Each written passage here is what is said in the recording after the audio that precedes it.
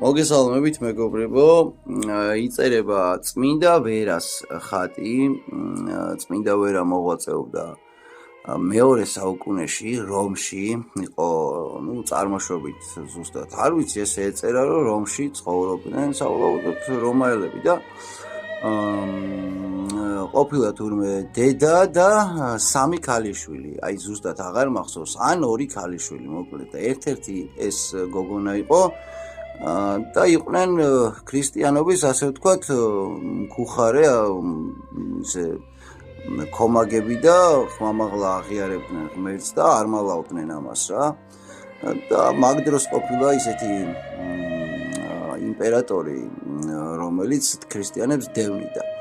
და მოკლედ იმ იმპერატორამდე მისულა ესე ხმა, რომ ესეთი ოჯახი არ მალავს ქრისტიანობას, ქადაგებს და ამდგარ ეს ადამიანიც და დაუბარებია და ეს უცდია თავიდან, რომ ამდგარ იყო და სარწმუნოება შეეცვლევინებინა ამათთვის, ეთქმევინებინა უარი სიმდიდრის საფასურად რა, სიმდიდრე შეუთავაზებია.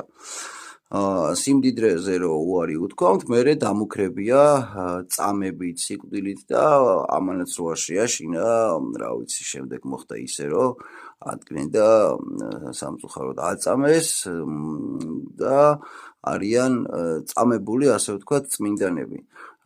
ეს გოგონა წმინდა ვერა და მისი ოჯახი.